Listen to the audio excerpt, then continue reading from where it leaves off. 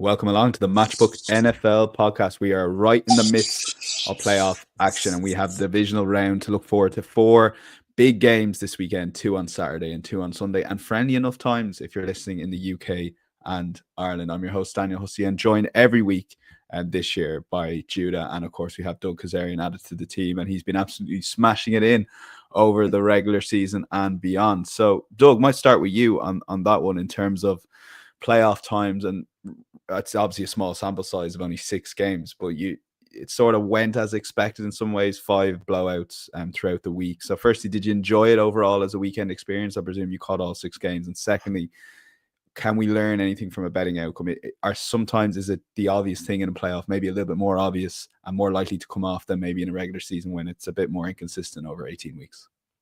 Yeah, I mean, every year is different. I always get a little depressed, too, this time of year because I can't even enjoy the playoffs sometimes because I know the end is near. So I really am sad as much as I'm enjoying football because I'm trying to savor it, but it's also a fresh reminder how limited we are because we go from just the volume of games on a Sunday to one individual game each TV window. But yeah, well, first of all, every year is going to be different, right? But I think it's something to keep in mind when there seems to be a separation of talent and things along those lines. You got to remember to ignore some of the tricks of the trade or whatever you want to call it that we use during the regular season. It's like, oh, it's third straight road game. Oh, this, there's certain situations and handicapping sort of, like I said, tricks that we use that do not apply. And sometimes you just have to know that playoffs bring out certain mindset and mentality of teams in terms of their preparation and execution. And more often than not, it's going to be just the cream rising to the top. But in situations like Tampa, Washington, like that projected as a close game. And I think the game's kind of played out a certain way. Now it's easy to say all this hindsight, looking back at the weekend, but I did feel pretty strongly by the time the weekend arrived that, the big favorites would handle their business. And we've seen that, and we see that in the point spreads for the weekend. For example, Detroit and Washington being the same point spread as Buffalo and Denver. Like, I think Washington's much more live than Buffalo was last weekend. If you just look at the quality of the team that's playing in the situation on the road. So I do think that looking back, some of those lines are short. Yeah, Judah, like when I first got into NFL maybe 10 years ago, I mean, obviously the draft system is the first thing you learn, and how essentially the idea is to keep 32 teams as level as possible or rise the lower teams. Have we seen a shift in that over the last 2-3 years where it just seems the same teams are always in the playoffs? We've had back-to-back winners of the Super Bowl. We've had teams constantly make the playoffs, but I don't think we've had as many teams consistently making the playoffs. I don't know if the numbers back that up. Yeah, I think it's like a combination of many factors. Right now, I think there's a clear gap in quarterback play between almost the elite tier and then like the guys like Ben Roethlisberger, Phillip Rivers, kind of that tier below that was there for many years, kind of has not really risen in the same way in recent years. I think that just the best quarterbacks are playing in the same games come divisional round, conference championship, Super Bowl every year. But I still think that at least at this point, it's kind of a battle royale, right? Like we kind of filtered out the teams that I think had very little chance. I don't think the Broncos were competing, for instance. But now, I mean, we get a Josh Allen, Lamar Jackson in the divisional round. They're likelihood going to have to play Mahomes. It's a truly battle royale. And to Doug's point, on one part I'm very sad that the season's coming to an end, but also you got to appreciate what we have this weekend. I think this might be the best weekend of football we'll get all year. So got to soak it all in while we can. Yeah, even if you didn't mention that, Jude, I was going to ask you about that I just saw you nodding in agreement with Doug. Probably the first time all year the guys have agreed, which is great to see come into the middle of the playoffs. We're finally on the same page, guys, coming at it from two different angles. I love it. But Judah and Doug, you're spot on. It's appreciate the football. Wow, we got 7 games left of the season, so soak it all up. I mean, you get that in an early slate in most of the red zones, of course.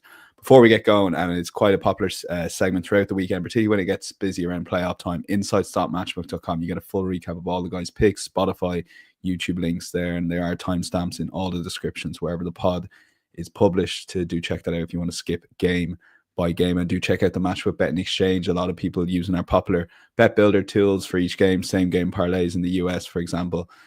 We will be covering a couple of prop bets as well, and you can of course get the best price and best over round on the Matchbook Betting Exchange on the odds checker grid. You're invariably going to get that best price on all the single bets we cover here. So let's start 2 games Saturday. Let's start Texans at Chiefs. We're going chronologically here.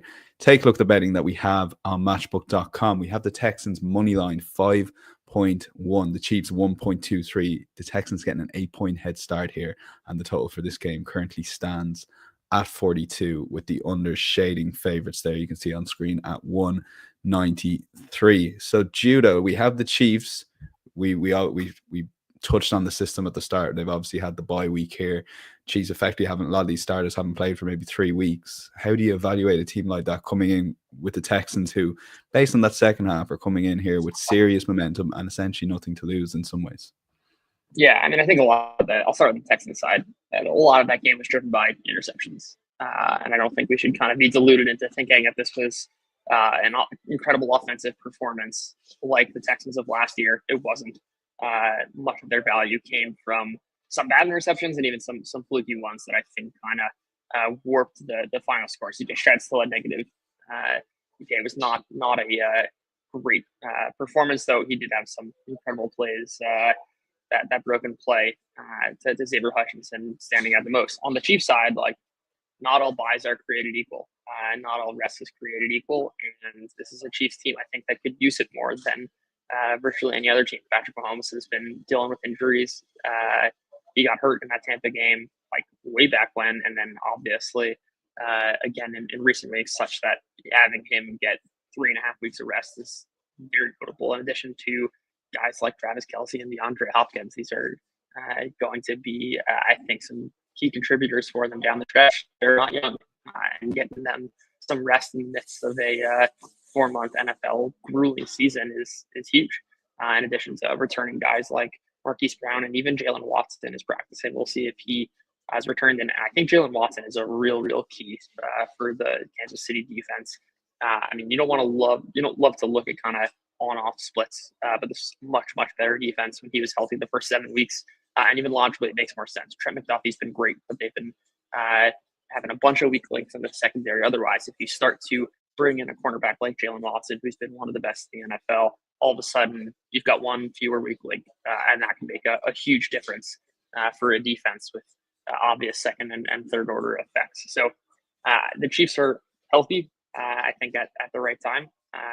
Yes, sure, there might be some rust or whatever, but I have faith in Mahomes, and in some ways they have the perfect setup of a game in which they're 8.5-point favorites while healthy, but can still kind of get going. It's a perfect setup for them. I think this is a spot where they should be able to roll on both offense and defense. I think certainly with Mahomes healthy, they should be able to mitigate a lot of the kind of defensive advantage that the Texans pose. Texans have been a great defense. I think Kansas City can overcome that. And on the other side, this is just not been a good Texans offense all season. And this is a Kansas City defense that is perhaps peaking as they get healthier in the playoffs. Once again, it seems as though, at least according to the markets, and I have no reason to disagree, that the Chiefs are going to sleepwalk to the AFC Championship game once again. Yeah. And in terms of tackling it, Judah, it aids a lot, so particularly when we've seen the Chiefs win plenty of games, not covering the spread. Is it one for you to maybe sit out or take the Chiefs money line in maybe some multiples throughout the weekend?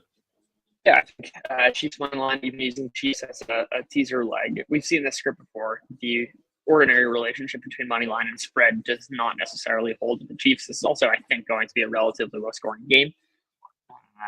So it will be harder to extend a lead. And the Texans offense, I think, and certainly in garbage time can move the ball. You never want to have a backdoor cover there. I think just the lowest variance spot here is the Chiefs win and the Chiefs teasers. Okay, cheap teasers, cheap money line. Look, maybe to combine multiples, whatever you want to do, but maybe don't necessarily have to have a big single bet on this game. If it's 8 points, you can't decide either way. Doug, you're under similar lines here. I mean, Judah touched on. I mean, obviously you'll hear coverage throughout the US networks about Andy Reid off a bye, all that, but Judah sort of backed up the claim in a different way that this Chiefs team, probably more than any other, needed those 2/3 weeks off.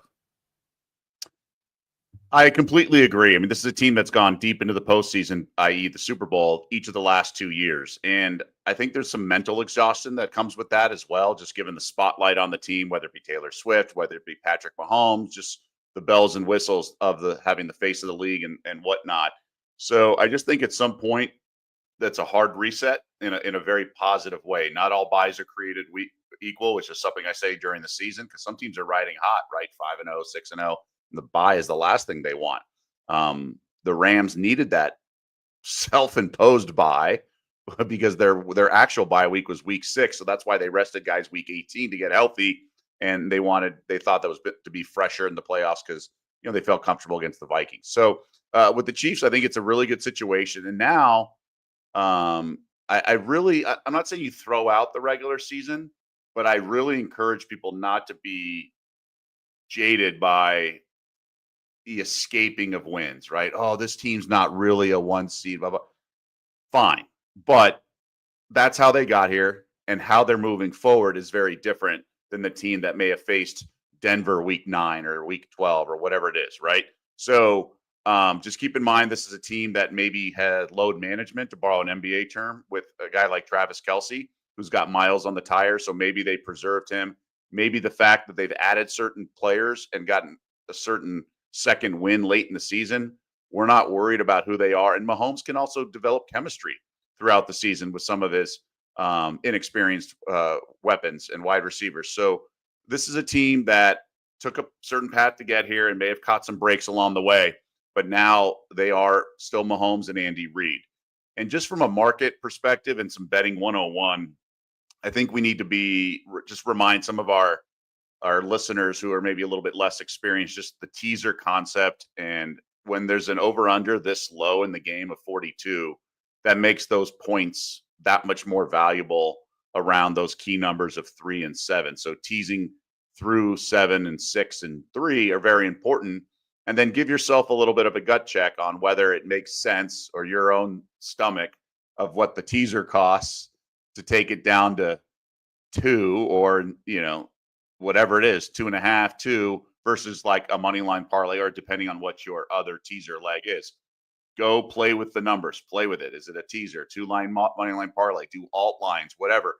Play with it on your app to see if the juice is really worth it. Because in some cases, it might be just better buying points and things like that. But obviously a teaser leg, if you can get -120, things along those lines, it makes a lot of sense. But I do think the Texans may be viewed a certain way because of sort of how the game went last week. I'm of the belief that the Chargers, playing their 3rd straight road game, also given the fires and things like that, that was part of the equation. Now, that didn't carry over with the Rams, but I do think the Texans may have looked a little better at home than we're going to see at Arrowhead this weekend. Yeah, I mean, you talk about one or two plays deciding a game. CJ Stroud on that big third down, I think 3rd and 16 completes. I think it was 6-0 at the time, and these are away games swing on momentum. I say that as a Chargers fan, of course. Judah, we're locking in Chiefs money line, and Doug similar, looking for Chiefs in the teaser and maybe working those numbers. You can check out all those alternative handicaps on the Matchup Betting Exchange, and a lot more numbers are available as well on the Bet Builder too. Let's go to Commanders at the Lions. Commanders, as Doug touched on at the top of the show, 5.4 on the money line. And despite their impressive win at the weekend, the Lions are 122. The Commanders getting a 9-point head start at 198. And the total for this game, very high, 55. So Doug, back to you here. You mentioned Commanders are, big underdogs here, comparing with the Broncos at the Bills. do you give them a shot here at all? And what's your sort of weigh in from a betting point of view? Yeah, I mean, you have to give every team a shot at this point, right?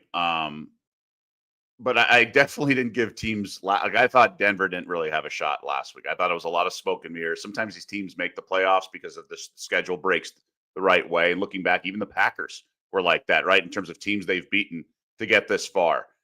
In terms of this, the one thing I shouldn't say the one thing. One of the things that has impressed me so much with Detroit is how they're sort of impervious to the flat spot. All year that they just continue to churn out covers. Despite coming off big wins, whether it was going to Dallas and having a bunch of touchdown passes to linemen, and then the next week they still bring it and house teams. It's just Dan Campbell's done a wonderful job of keeping his players motivated and on point and avoiding just sort of the lulls that come with the NFL regular season that most teams encounter. So I just think this team is such a beast offensively. And I thought the defense, with getting a couple guys back, was really impressive against the Vikings, but maybe it wasn't because Sam Darnold and company looked terrible the next week against the Rams. But in general, I do think this kind of has a feel for this magic run by the Commanders to run out. 5 straight wins on the final play from scrimmage is pretty wild. And they do have the pieces, kind of like, I guess, Detroit last year, right? Where they can make this run and pull off the upset. But I think I just have a gut feeling that Detroit kind of like pulls away and wins by a couple touchdowns. That's just my gut. And I do think the Washington kicking situation is a little shaky as well. So there's a chance the fourth downs, it could be a fun game of fourth downs. There probably should be a prop of how many fourth downs are going to be attempted with these two teams facing off. Yeah, I as most people in the UK and Ireland didn't stay up for the Commanders books, but watched the YouTube highlights, and you're sort of trying not to work out how many minutes have gone in the video, but you're watching that last field goal, like, oh, hits the post, just about sneaks in. They are the fine margins, of course. That game would have kept going. Judah, for you, you jump ship on the Commanders. It's not too late to come back in, and you're liking them in the spot here. I mean, how impressed were you with Jaden Daniels? Did he perform every way as much as you'd hoped and anticipated, maybe from the start of the season onwards in a playoff game? Honestly, I don't think it was a overly impressive performance. I mean, it was solid. Okay. I think the Commanders were extremely lucky to win that game, and they probably don't win that game without the fumble deep in Tampa territory. But it doesn't kind of change the fundamentals from Washington's side, and I think also on the Detroit end, which is this is a Detroit defense that has been decimated by injury all season. You don't really ever want to use one game samples, and I don't think this is anything more than just illustrating a larger point of like we saw what Minnesota kind of was in week 18 and wild card week with Sam Darnold really struggling. I don't think the defensive performance from the Lions in week 18 has really any signal bearing on what's going to come in wild card week. I think that is much more relevant are the 6 weeks before that. Really after they had the next wave of injuries. And this is a defense that has been in the bottom of the league in every pass defense category. They're also an extreme tendency team. They run a lot of man coverage. They blitz a lot. Daniel's efficiency is slightly down against the blitz, but it is still a top 10 quarterback, and he's dominated man coverage as well. I think this is a spot where the matchup certainly presents that Washington can move the ball, and they've been one of the most efficient teams kind of on the drive level, and the fourth downs matter a lot. They are utilizing all their downs. That is a significant edge, and certainly so when thinking through drive level efficiency that perhaps play level stuff might miss because the relationship between downs and their ability to generate first downs is a bit skewed because of how often they go for fourth downs. I guess it's a little data nugget there. But this is also a Washington defense that has not been great. I don't think that really matters against Detroit. Detroit can be able to move at will. Washington plays very methodically, and they score on most of their drives. I think it's going to be difficult for Detroit to pull away. And I think Washington is certainly live to win this game. There's an old dodge that better quarterback getting points, but I think that's true here. And obviously, Detroit's a house. It would be unsurprising for them to blow Washington out. That is certainly in the cards. and perhaps that's an angle I'll be on as well. But when I kind of look at the medians here, Detroit's defense is really, really bad right now. Any efficiency number you'll look at will suggest a similar story. And Washington's got a great offense. And ultimately, that's, I think, what matters in the modern NFL. If you've got two great offenses going against each other, and certainly so when we have teams that are so aggressive on fourth downs, it might just come down to how those fourth downs play out. Okay, There'll be a bunch of coin flips. And 9 points, too many points. Okay, too many points. Let's lock it in. Commanders +9. I'm very excited for the game. You see that total 55.0 could be an absolute shootout, and maybe the Commanders defense not as relevant as you might think, given the Lions just scored, no matter how your defense is. Doug leaning towards the Lions though, and I think they will eventually take care of business. That's -9 at 1.93 on Matchbook. Sunday's games now, and let's start with the Rams at the Eagles, and take a look at the betting we have at matchbook.com. Rams are 3.4 underdogs here, live underdogs I would say, in Philadelphia. The Eagles are 1.4. Rams are getting a 6-point head start at 197. 43.5 is the total here. Doug, we'll throw it back to you first. First, your thoughts on the game and how it might play out. Rams Eagles here. I mean, Sean McVay, and we touched on it, week 18, effectively using it as a bye, probably a massive factor, and obviously Sam Darnold underperforming as well. But you can't underestimate the Rams, because they have nothing to fear going into Philadelphia, as a lot of those players have won a Super Bowl already. You throw out the slow start. This team's been pretty strong, especially in the defensive side of the ball. And, when you have a young defense and you have some great, guy like Verse, I mean, who they are at the end of the season is very different than what they were in the beginning of the season. So with coaching, teams are allowed to improve and things along those lines.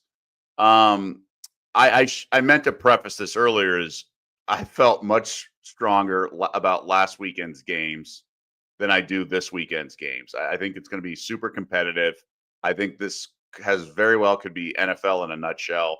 Really, the point spread outcome, as you alluded to earlier, Daniel, just in terms of like the point spread outcome of these wagers, it's really going to come down to a few plays. I think we're going to see some really tight games, and I would agree that the Rams are live in this regard. So I do lean to LA. But my favorite play on this is the first half under. I got burned last week with my first quarter under as my best bet, but that knucklehead jumped off sides on 4th and 1.5. I do not think the Rams were going for it, so I should have gotten 2 field goals instead of a touchdown and a field goal. But ultimately, also, this Eagles team is a very different game script than the couple of years ago when they went to the Super Bowl. That was a team that had tempo and pace in the first half and tried to build leads and then bleed clock in the second half. So the time, literally the duration of the clock between snaps in the first half was so much smaller than duration between snaps in the second half of drives. And they really just tried to shorten the game. So get the lead and then bleed the clock in the second half. That's not really this team's sort of MO, from what I understand. This team's rushing attack, whether it be Barkley and some of the other, it really kind of steps up in the second half. Barkley sort of, wears you down during the game. And given how the Rams still typically not a good first quarter scoring team, and then we know about the Eagles, whatever it was, they hadn't scored a point in the first quarter, the first 8 weeks or whatever. I think this skews under first half. And typically when I bet unders in football, college and pro, and it's a normal game or a low scoring total, it's expected to be a rock fight, I typically go first half unders anyway. I think coaches can get conservative, whereas in the second half, things start to open up. If a team's down 2 scores near midfield, they're more likely to go for it. Although we saw the Vikings at the end of the first half sort of roll the dice a little bit last week. But typically, I just prefer first halves because I think things can get a little crazy, kind of like we saw in the Texans game last week. But I think this is going to lend itself to first half under. And I think the Eagles defense playing a lot better. And it's already supposed to be a low scoring game, but I'm on the first half under here. Yeah, it's a good point. I've lost plenty of under bets, which look good at halftime. So that's definitely an interesting way to take on an under, maybe going for the first half. And we saw it obviously with the Packers Eagles last week. At one point in the second half, you thought that might just keep escalating, but obviously it didn't in the end, and the under landed.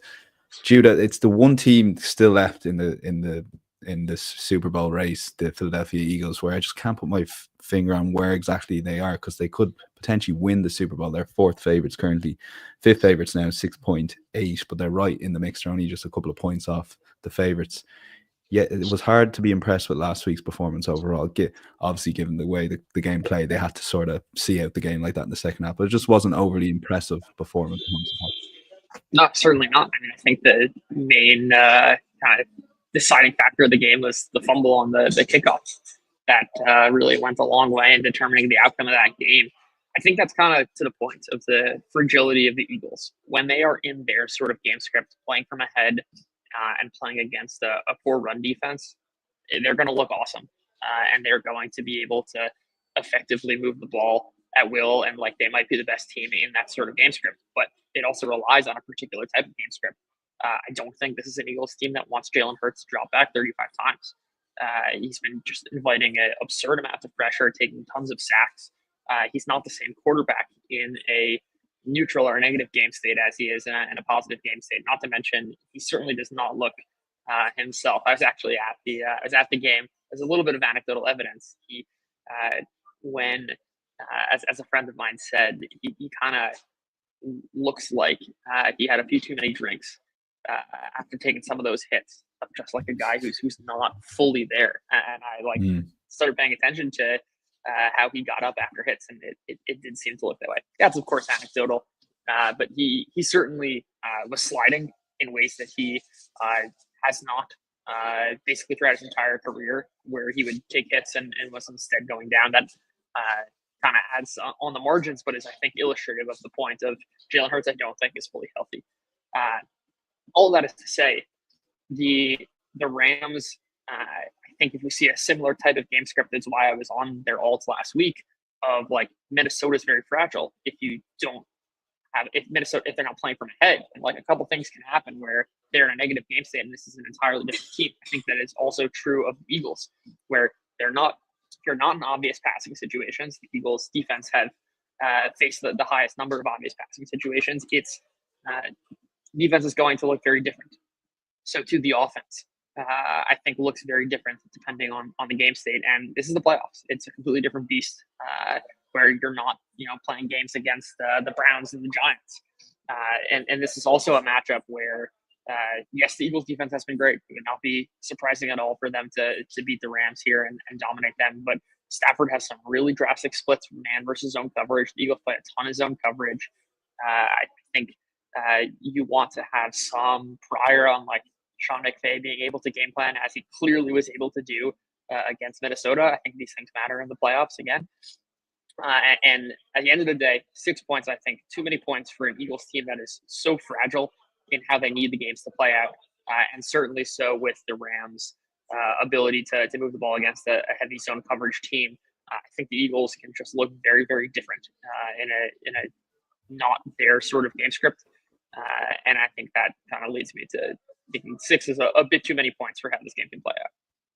Okay, strongly. I have a question on this is because I think it'd be crazy to lay the 6 with the Eagles. Okay. I guess for Judah, like how much does the regular season impact sort of how you view underdogs, given it was the best performance by favorites ATS since 2017? And we know how a lot of the market, sports books did not make as much money as they normally do the last couple months of the season. Does that carry over at all in terms of like, well, clearly the projections were wrong, or maybe the math was wrong when so many dogs were not covering and these numbers feel high? Because I looked at this line, like I thought it'd be 4.5. But I obviously lean to the Rams, but I'm not pulling the trigger either. And I wonder even for myself, how much the regular season is impacting sort of how I view these numbers. I don't think it is. I think on the other side, you'd kind of say that's just variance. And we don't have a huge sample, and there would have to be some sort of compelling reason why, in particular in 2024, unless you want to make some argument that the kickoff rule or the nature of the game changing, I think it's kind of a hard argument to say that anything but this is variance, this is going to happen. That's kind of just how statistics works and how randomness works in any sample. I'm certainly not putting any weight in the performance of favorites. I'm gonna kind of approach this from a fundamentals perspective. Okay, yeah, fascinating debate really in terms of how these favorites will get on and against a lot of these spreads. They seem quite big, particularly those first 3 games we covered, but a strong lean to the Rams for Judah at +6, 197. And Doug locking in that first half under 21, currently available at 196. Ravens at Bills. Let's take a look at the betting. Probably the most exciting game of the year. What it clearly is. Ravens 193 favorites in Buffalo, 206. The Bills are getting a 1 point head start. That's 198, same price if you want to lay the one with Ravens, and 51 is the total. I love it. We do a sheet every week just to prepare for the podcast, and the guys put in their picks. Judah's put in here Ravens at Bills. We are so blessed. I mean, am I wrong? Do I even need to say anything else? These are, I think, the quarterbacks who had the 2 best seasons, not to be confused with the 2 best quarterbacks. But I'm really just incredibly excited to watch this one. And I think the point I'll leave here is that, like, when you have quarterbacks of this caliber and offenses of this caliber, you almost want to throw out the regular effects of matchups. And like the Ravens pass defense has been great over the last bunch of weeks. I don't think that's really sustainable. I don't think it really matters against Josh Allen. And so too, like, the Ravens offense has been so good. They're scoring nearly 3 points a drive. Like, the Bills defense has been bad, but that's almost baked in. Like, you're not going to get ever closer to just like scoring 7 points per drive. That's not how it works. The returns sort of diminish. I think it's just going to be a battle royale, and like, it's going to be a 50-50 game. I think the market is anticipating that it's a 50-50 game, and I'm absolutely stoked to watch it. Love it. And we're going to cover prop bets in a minute, so we might just bring it in because they're both on this game, Judah. So if you are attacking it from a props angle, you don't have to have anything on the line or the money line or total necessarily. But Josh Allen, you do feel he will get a bit of joy against this admittedly good Ravens pass defense. Yeah, I think that number one, the Ravens pass defense is overrated. But really what this comes down to is the Bills have been a team that has varied their run-pass splits. I think the Broncos were really inviting them to run. This past week, they're still a pass-heavy team. The Ravens have perhaps the best run defense in football. I think if previous games are any indication, we'll see a very pass-heavy game from the Bills, and just betting on volume relative to where the medians are priced. I think this is a spot where we see Allen drop back a lot. It's going to be true, I think, in any game script where they'll be passing. And this is a Ravens defense also that I do think is certainly overrated since they moved Kyle Hamilton back to free safety or deep safety, excuse me, in week 11. And they also, confounding factors, if they started playing some really, really bad quarterbacks. Russell Wilson was cooking them on some deep balls, and even a ticky-tack OPI on George Pickens, and that passing game may have been even bigger. So I'm seeing 239s. I think that's way too low. I'll be on the Allen passing. Okay, yeah, Doug, like when Judah was talking, I was thinking of those couple of big plays from the Steelers. There was debates in the defense from Ravens, how the players, wide receivers got so free. That's against the Steelers offense. That's against Russell Wilson. They're going to be under massive pressure against the Bills here. I think it's a fantastic matchup, obviously. I think there's a little bit of a death wish if you want to bet on a side here. I mean, I know we're running out of games to bet, and it's fun to find action on a game. But if you really want to kind of make it about the bottom line, like, it's hard to kind of think that it makes sense to bet either team here at the 1 point spread. Like, I just feel, I said this a while ago, like 15 years ago, and I don't think I still believe it, but you should almost only make bets that you're like shocked if you lost, Now, math guys will be like, oh, you need a certain edge, and that's fine if you grind it out, especially baseball, and I get all that. But ultimately, like, last week I was on the favorites in a couple of these games, and I would have been shocked if, like, the Broncos hung around the Bills. I didn't understand the late money at all. In this case, like, I think this is an enjoyable game. Like, as Judah said, we are so blessed. So, I mean, the one thing I do, if it gets back to 1.5, I would tease it up. The problem is I do think there's a world where these teams can win by 2 scores just if the game gets away and you go for 4th downs. But I do think it's going to be a really tight game throughout. I think there's an under component to this, actually. Just looking back at Chiefs-Bills games in the past, some of these high profile, sometimes there's long drives and then there's a 4th down, they go for it and they don't even kick the field goal because they think the other quarterback's just so dynamic. And then that can just then you're just playing uphill the rest of the way, especially with an over/under that's fairly high in the 50s. So you got to be careful just thinking it's going to be a shootout, because the defenses are definitely going to be locked in, and I think wanting to force the other quarterback to go matriculate up the field. But in my eyes, the best play in this game is Ravens for Lamar Jackson's pass attempts under. I was on it last week as well, and I think there's a human element to this. And the noise we heard last year when they were bounced from the playoffs is, how the heck did this team abandon the run?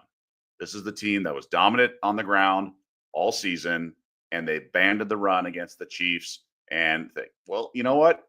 There's a little bit of fragility there with the play caller. He's going to go down with the run, swinging with the run, especially if you've since added Derrick Henry. That's their bread and butter, and that's what's going to happen. Now, I also think when Lamar does throw, I feel like it's these wide receivers are like wide open 25 yards downfield. So that's why I prefer the pass attempts more than the yards. Now, with that being said, last week he went for $175, but that was also the Steelers' inept offense and things like that. I also think that there are going to be drives, that the Bills will have sustained drives and go matriculating up the field. Aside from the big plays, Josh Allen's going to get some rushing, 5-yard, 6-yard chunks. And so I just think 28.5 is really a high number when you have this bell cow and Derrick Henry and Lamar. I think early on that first drive, I think he had 4 straight runs at one point. A couple of them were designed. A couple of them were quick tuck and goes. And I think when the playoffs arrive, and this goes for other traditional quarterbacks, not Lamar Jackson, I always like to play rushing yards over, because when the regular season stats factor into the rushing yard props for a guy like Matthew Stafford or someone maybe a little bit younger, but someone who's not a huge, like, they tuck and run. So like Goff, I think Goff's rushing yards is probably going to go over, because when the stakes are higher, they're more likely to go instead of throw the ball away, things like that, and maybe take a hit, just because possession matters so much more in the postseason than it does during the regular season, a random game.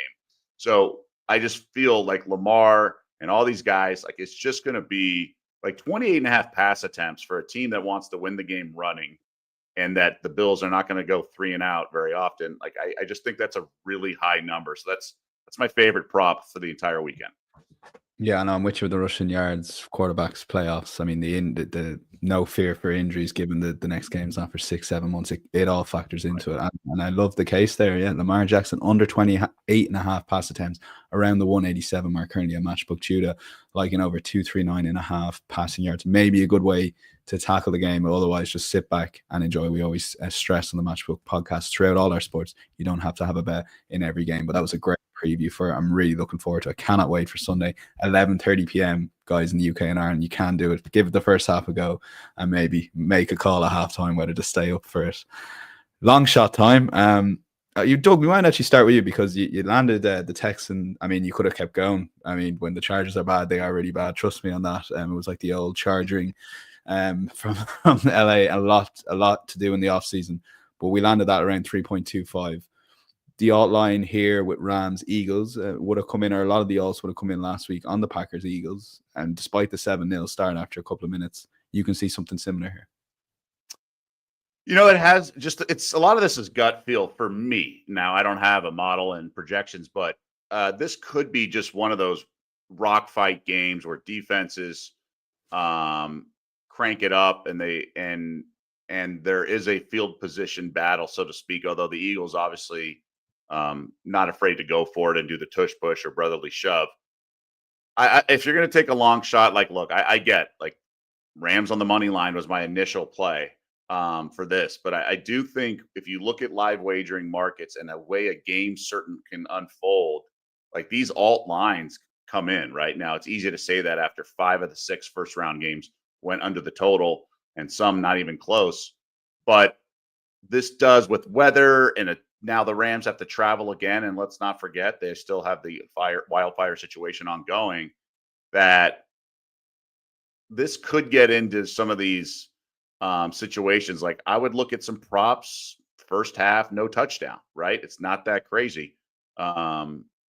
and things along those lines. So if you're looking for some big return in terms of a long shot, like that's something that caught my eye. And it's just hard pressed for me to see a shootout. Now, obviously against the Vikings, they had the chunk play to Puka Nacua and some other big plays, but for the most part, it's a team that is methodical, and Stafford, you can get to Stafford as well. So there's a lot of drive killers, I feel, in both teams, whether it be Jalen Hurts throwing a short hop to a receiver or just some breakdowns on offense. I feel like both of these offenses have a tendency to stall. Okay, we're going to lock in under 37.5, 3.25. A lot of ways you can tackle that sort of prediction or way the game's going to go, as Doug's outlined there. Judah, we can combine your long shots and best bets, but like you've started the season with landing a lot of long shots with the Commanders. Why not end the season? And I mean, I would be so excited if they managed to pull this off in Detroit. And not only can I see it, if it does happen, I can just see it being just an absolute sensational back and forth game, and Jaden Daniels does something so special to win it. Yeah, I think that's kind of the clear path. And the reason I like him on the spread is just like I think the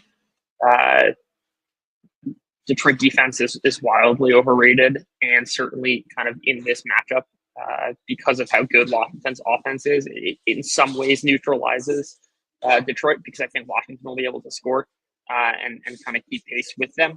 And the long shot case is, I think Doug kind of even illustrated it earlier. Like the Broncos as an 8.5-point dog, it's very different to bet on Bo Nix to go into Buffalo and win a game, whereas we're getting more value here, or worse odds, I should say, for Jaden Daniels, who's been an all-world quarterback this year, going up against a bad defense to win. Not that much, I think, needs to go right, especially against a Detroit team that is going to open themselves up to variance, right? Like going for fourth downs, even if it is the right expected value decision, that does not mean you are not prone to some variance in a one-game sample. And it's one thing to bet on that variance when you are kind of in not 9-point favorites or 9.5-point favorites. That sort of variance leaves you a bit more exposed than if it were in reverse. So when you add it all up, I think this is a spot where Washington